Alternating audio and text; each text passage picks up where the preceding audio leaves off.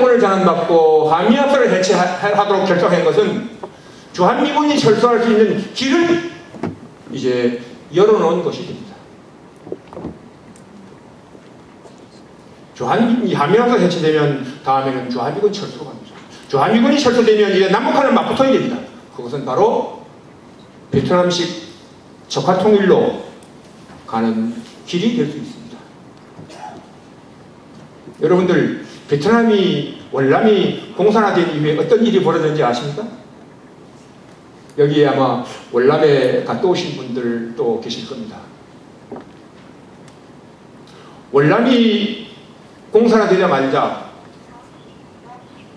36시간 내에 26만 명이 처형당했습니다. 그 26만 명이 처형당한 것을 보고 월남민들이 놀라가지고 배를 타고 바다로 탈출한 것이 바로 보트입니다. 여러분들 그 당시에 언론을 통해서 보셨죠? 약 100만 명 정도가 바다로 탈출했습니다. 그 이후에 월남을 공산하고 난 이후에 이제 공산주의 국가가 됐으니까 교육을 받으시오 해가지고 월남의 지도층 인사들 350만 명을 지정해서 재교육 수용소에 넣었습니다. 그 350만 명이 재교육 수용소에 들어가서 한 명도 돌아온 사람이 없습니다. 월남이 공산화된 이후에 대략 400만이 넘는 월남인들이 처형당했습니다. 그 당시 월남 인구의 약 4분의 1 정도가 됩니다. 인접, 여러분들 캄보디아, 여러분들 킬링필드 아시죠? 캄보디아 제가 작년에 갔다 왔는데 캄보디아에 가보니까 그 khmer 공산주의 정부가 들어서 가지고 당시에 캄보디아인들을 200만을 처형했다고 합니다. 캄보디아를 평등사회를 만든다고 이 손에 우독살만 베개서는 공부했다고 다 체포해다가 가진 고문으로 처형했습니다. 그 당시 캄보디아 인구가 700만이었다 그러니까 약 3분의 1 정도가 처형당했습니다. 공산주의 정부가 들어서면 어떻게 된다는 것을 역사가 증명하고 있습니다. 이렇게 갈 수 있는 한미연합사가 지금 해체되고 있는데 우리 국민들 대부분이 모르고 있습니다. 여러분들 2012년 한미연합사 해체하기 이유가 있습니까? 이유가 있습니까? 없습니까? 없죠? 절대로 해체하면 안 됩니다. 그러면 어떻게 해야 됩니까? 여러분들 한미합사를 해체한 것은 누굽니까? 정치권이죠. 정치권입니다. 그럼 이것을 막을 수 있는 것도 대책을 강구할 수 있는 것도 정치권입니다. 그런데 이명박 정부가 출범하고 한나라당이 정권을 잡은 여당이 된 지 1년 반이 지나지만 아무런 지금 대책을 강구하지 않고 있고 국민들에게 이 사실을 알리지도 않고 있습니다. 이제 우리 대한민국의 주인이 국민이 정치권에 요구해야 합니다. 정치는 누가 뽑습니까? 여러분이 뽑죠? 우리 국민이 뽑습니다.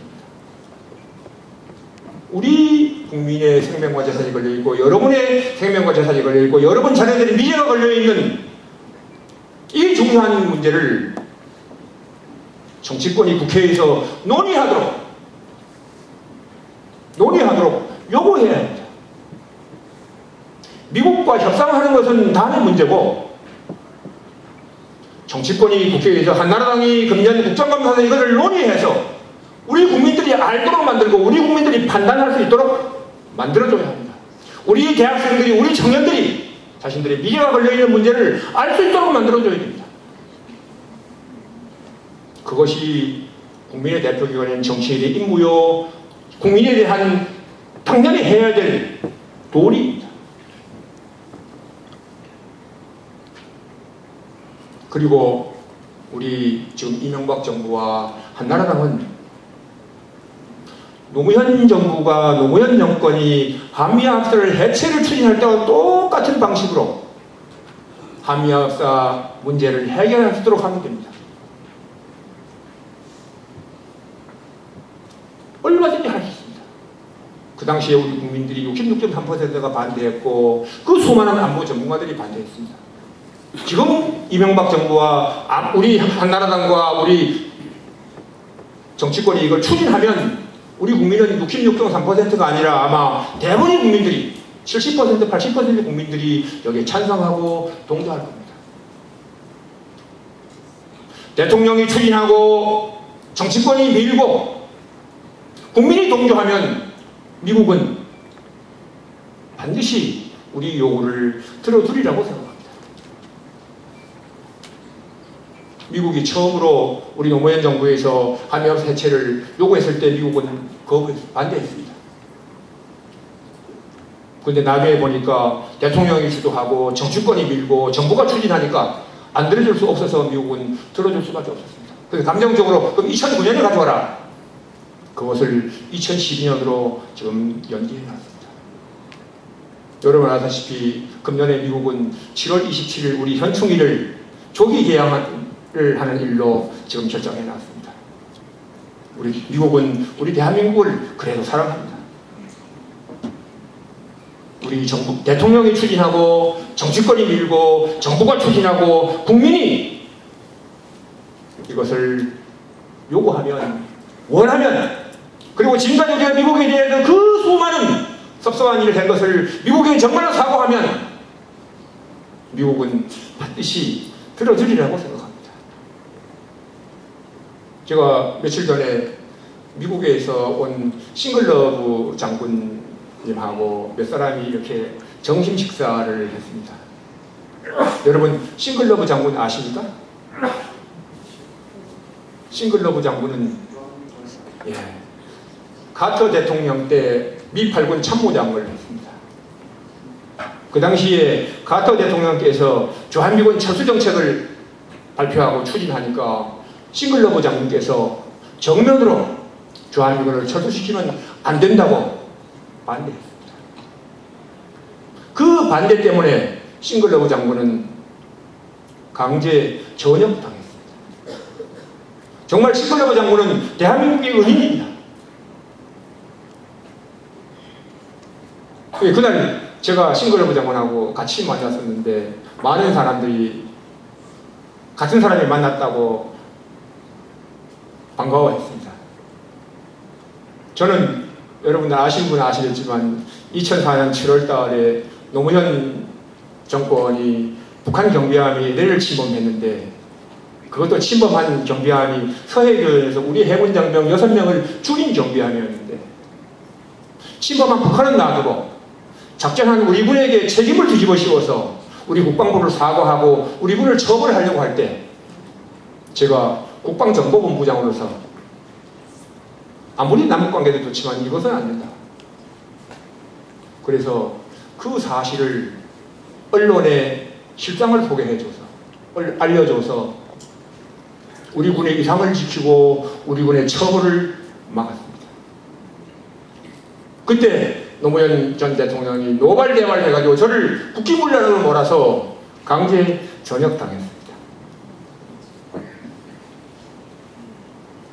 그래서 싱글러브 장군과 저는 공통점이 있습니다. 그래서 많은 분들이 저보고 한국의 싱글러브라고 하는 얘기를 합니다. 둘이 그날 만나서 참 좋은 얘기를 했는데 그 싱글러브 장군 하는 얘기가 미국에서 지금 한미합사 해체에 대해서 아무도 관심을 안 합니다. 미국은 지금 아프가니스탄 이란 문제가 핵심이지 한국 문제는 별로 관심이 가는 사람이 별로 없다. 그런데 한국이 어떻게 하느냐에 달려있다는 겁니다. 우리가 어떻게 하느냐. 우리 정부가 어쨌든 노무현 정부에서 먼저 요청해서 결정해놨기 때문에 우리 정부가 어떻게 하느냐에 달려있다. 우리 정부가 요구하고 우리 국민이 요구하면 미국은 들어줄 겁니다. 싱글러브 장군 얘기하기를 76년도 판문점 도끼만행 사건을 예를 들면서 얘기하기를, 그 도끼만행 사건으로 미군 장병 2명이 북한군의 도끼에 맞아서 사살됐을 때 미국은 실질적인 보복 준비를 미 실함대를 한반도에 전진 배치시키고 미국에서 전투기를 공중급유를 받아가면서 한반도에 전개시키고 미사일을 전진 배치하고 B-52 폭격기를 한반도에 전개시키면서 평양을 때린다는 암시를 주고 이렇게 실질적인 전투 준비를 하니까 김일성이 겁먹고 정식으로 사과했습니다.